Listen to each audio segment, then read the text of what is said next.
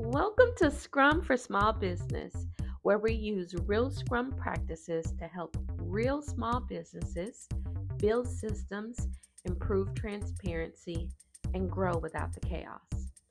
Now, if you listened to last week's episode, you know that one of our sprint backlog items was to capture the Akara recipe, a beloved food item sold at Africana International. Well, this week you'll find out, did we get it done? Today we're starting with Enny, who was responsible and accountable for completing this task. Enny, how'd it go?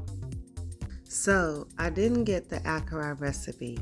I really wanted to, but unexpected priorities came up and I had to shift my focus. When I mentioned it to my parents, their first reaction was, "Can't you just find one on Google?" But I didn't want a random recipe. I wanted our recipe, the one we've made in this store for years. During our sprint review, when I shared what happened with the Scrum team, my Agile coach, Maisha, gave me an idea to consider. Instead of asking my parents to create something from scratch, I'm going to find a sample Akara recipe online, print it, and bring it to them. I'll ask them to review it and mark what's right, what's missing, and what's different.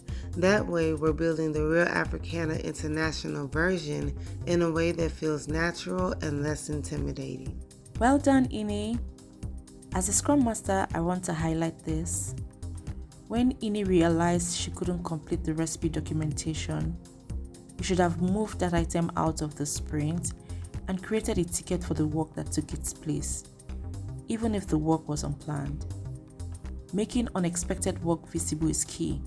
It helps us to inspect what actually happened, adapt our process, and figure out how to plan more effectively in the future.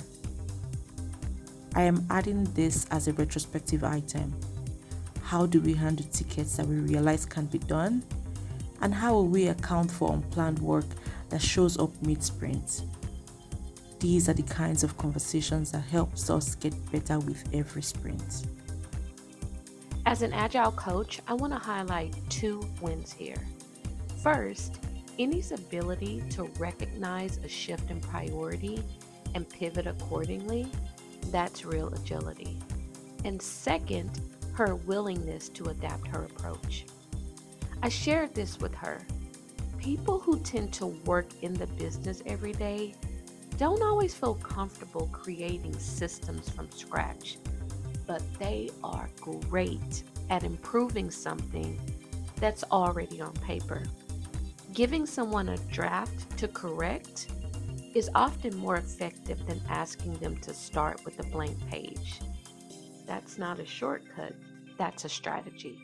So while the Akara recipe remains in our product backlog for a future sprint, we want to let you in on another sprint backlog item we're working on now. Africana International is considering switching their entire back-end system. Now, their current system doesn't offer enough transparency, for example, no itemized receipts. The team is now exploring a system that offers everything they need, plus the visibility they've been missing. This is a huge decision. So next week, you'll get to see how the team is using Scrum to evaluate options, weigh trade-offs, and possibly make the switch. Well, all right, you got the scoop. Enny didn't get the Akara recipe this sprint, but that's okay, because next week we're filling you in on the big decision around the back-end system. Will the team switch or stay where they are? And don't worry, we won't forget about the Akara recipe. In a future sprint, we'll update you on where it stands in the product backlog. Did it move into the sprint backlog? Is it still waiting? Has it been captured? We'll let you know. That's it for this week's episode of Scrum for Small Business. But wait, hang on.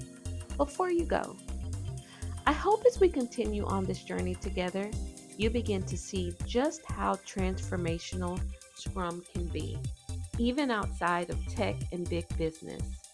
And most of all, I hope you remember that transparency is how we see, Inspection is how we learn, adaptation is how we grow. Keep seeing, keep learning, keep growing. Until next time.